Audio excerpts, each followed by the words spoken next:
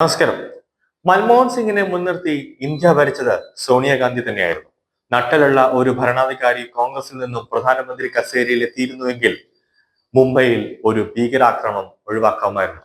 പാകിസ്ഥാനിൽ നിന്നും ISI ഭീകരർ ഒരു കാരണവശാലും അന്ന് ഇന്ത്യയിലേക്ക് എത്തില്ലായിരുന്നു.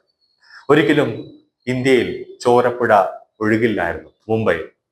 മൻമോഹൻ സിംഗിനെ നിലനിർത്തിക്കൊണ്ട് ഇന്ത്യ ഭരിച്ചത് സോണിയാഗാന്ധി ആയിരുന്നു എന്ന സംഭവത്തോടെ ഇന്ത്യക്കാർക്ക് അന്ന് കൂടുതൽ വ്യക്തമായതാണ്. കാരണം അന്ന് മൻമോഹൻ സിംഗിനെ ഡമ്മി പ്രധാനമന്ത്രി എന്നാണ് ഇന്ത്യക്കാർ വിശേഷിപ്പിച്ചിരുന്നത്. മൻമോഹൻ സിംഗ് എന്ന വ്യക്തിയെ പല പ്രാവശ്യം സോണിയാഗാന്ധിയും രാഹുലും ചേർന്ന് പൊതു സമൂഹത്ത് വെച്ച് അപമാനിച്ചിട്ടുണ്ട്, പരസ്യമായി തന്നെ. രണ്ടാം മൻമോഹൻ സിംഗ് സർക്കാരിന്റെ കാലത്ത് കൊണ്ടുവന്ന ഒരു ഓഡിയൻസ് രാഹുൽ ഗാന്ധി മൻമോഹൻ സിംഗിന്റെ മുന്നിൽ വെച്ചാണ് പരസ്യമായി അത് കീറിയറിഞ്ഞത്. അതൊക്കെ അന്ന് നമ്മൾ കണ്ടതാണ്.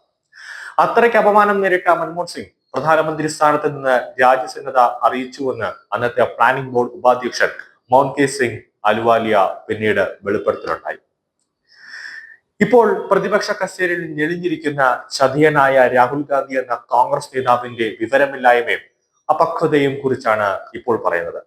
രാഹുൽ ഗാന്ധിയുടെ ഇതേ സ്വഭാവം കൊണ്ടാണ് നിരവധി മുതിർന്ന നേതാക്കൾ കോൺഗ്രസിൽ നിന്നും വിട്ട് BJP-യിലേക്ക് അംഗത്വമെടുത്തത്. ചേട്ടനേക്കാൾ വലിയ വിവരക്കേടാണ് അനിയത്തിയെന്ന് തന്റെ ആദ്യ പാർലമെന്റ് പ്രസംഗം കൊണ്ട് തന്നെ പ്രിയങ്ക ഭദ്ര തെളിയിച്ചു. കാരണം രണ്ടും വാ തുറന്നാൽ വിവരക്കേട് മാത്രമേ പറയുള്ളൂ. ഇന്നലെ ബംഗ്ലാദേശ് വിജയ് ദിവസത്തിൽ പലസ്തീൻ ഐക്യദാർഢ്യം പ്രകടിപ്പിച്ചുകൊണ്ട് പാർലമെന്റിൽ വന്ന് ഫോട്ടോഷൂട്ട് നടത്തണമെന്ന് എങ്കിൽ അങ്ങനെ ഒരു ഫോട്ടോഷൂട്ട് നടത്തണമെങ്കിൽ എത്ര വിഡ്ഢിയാണ് പ്രിയങ്ക ഗാന്ധി എന്ന സ്ത്രീ എന്ന് ആലോചിച്ചാലേ നമുക്ക് മനസ്സിലാകും. പലസ്തീൻ രൂപീകരണത്തിന് ഇന്ത്യ പണ്ടും ഇപ്പോഴും പിന്തുണ കൊടുക്കുന്നുണ്ട്.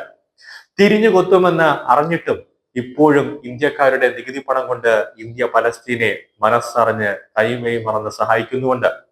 പക്ഷേ കോൺഗ്രസ് പിന്തുണ നൽകുന്നത് പലസ്തീനല്ല, മറിച്ച് ഇസ്ലാമിക തീവ്രവാദ വിഭാഗമായ ഹമാസിനെയാണ് കോൺഗ്രസ് എല്ലാ കാലത്തും പിന്തുണ നൽകിക്കൊണ്ടിരിക്കുന്നത്.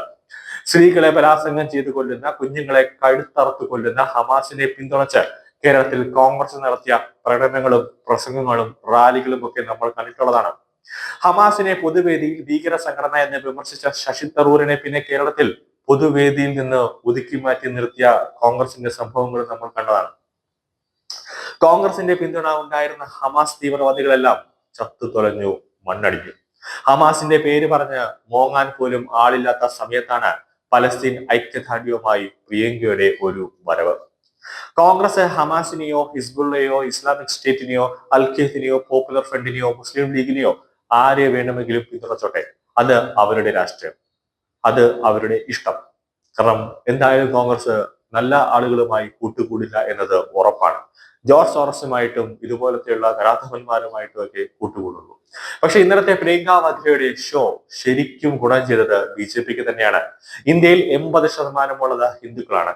ഇന്ത്യയുടെ അയൽ രാജ്യമായ ബംഗ്ലാദേശിൽ ഹിന്ദുക്കൾ വംശഹത്യക്ക് ഇരയാകുന്ന ഈ അവസരത്തിൽ കോൺഗ്രസിന്റെ പ്രാധാന്യം 4000 കിലോമീറ്റർ അകലെ കിടക്കുന്ന പലസ്തീനും ഹമാസും ഒക്കെയാണ്. അങ്ങ് 4000 കിലോമീറ്റർ കിടക്കുന്ന പലസ്തീനെ ഓർത്തിട്ടാണ് കോൺഗ്രസിന്റെ പ്രിയങ്ക ഗാന്ധിക്ക് രോധനം. ബംഗ്ലാദേശിൽ നടക്കുന്ന ഹിന്ദു വംശഹത്യക്കെതിരെ ഞങ്ങൾ എന്ത് ചെയ്യാനാണെന്ന് ചോദിക്കുന്നവർ ഇസ്രയേലിൽ ഭീകരാക്രമണം നടത്തി ഹമാസ് തീവ്രവാദികളെ ഇസ്രയേൽ ഉന്മൂലനം ചെയ്തപ്പോൾ അവിടെ കിടന്ന് കാട്ടിക്കൂട്ടിയത് ഒന്ന് ഓർത്താൽ എല്ലാം കിട്ടും. കോൺഗ്രസ് ആർക്ക് വേണ്ടിയാണ് നിലകൊള്ളുന്നത് എന്ന് ഒരിക്കൽ കൂടി തുറന്ന് കാട്ടപ്പെട്ടിട്ടുണ്ട്. ഹമാസ് എന്ന തീവ്രവാദ സംഘടനയ്ക്ക് വേണ്ടിയാണ് കോൺഗ്രസ് എപ്പോഴും നിലകൊള്ളുന്നത്. 2024 പൊതു തെരഞ്ഞെടുപ്പിൽ പിന്നോക്കം പോയതോടെ BJP ഇല്ലാണ്ടായി എന്ന് കരുതിയ കുറെ ആളുകളുണ്ട്. അവരുടെയൊക്കെ പ്രതീക്ഷ തകർത്ത് കളയുന്ന, അതായത് അവരുടെയൊക്കെ എല്ലാ പ്രതീക്ഷകൾക്കും ഒരു തടയിട്ടുകൊണ്ടാണ് രാഹുൽ ഗാന്ധിയുടെയും പ്രിയങ്ക വദ്രയുടെയും പ്രകടനം. BJP-ക്ക് ലോക്സഭയിൽ 240 സീറ്റുകളല്ല ഉള്ളത്, മറിച്ച് രാഹുൽ ഗാന്ധിയെയും പ്രിയങ്കയും കൂടി ചേർത്താൽ 242 സീറ്റുകളുണ്ട് എന്നതാണ് യാഥാർത്ഥ്യം.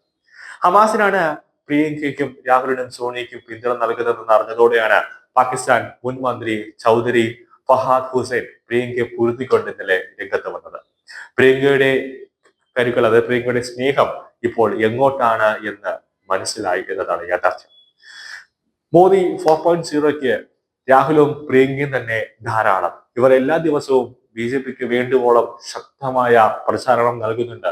നരേന്ദ്രമോദിയെ വീണ്ടും 4ാമത് ഇന്ത്യയുടെ പ്രധാനമന്ത്രി കസേരയിലേക്ക് എത്തിക്കാനും രാജ്യം BJP-യുടെ കൈകളിലേക്ക് ഭദ്രമാണെന്ന് ജനങ്ങൾക്ക് തോന്നിപ്പിക്കുന്ന രീതിയിലാണ് പ്രിയങ്കയും രാഹുലും ഓരോ ദിവസവും പാർലമെന്റിൽ കോമാളിത്തരത്തിന്റെ മണ്ടൻ വേഷങ്ങൾ ഓരോ ദിവസവും കെട്ടിക്കൊണ്ടിരിക്കുന്നത്.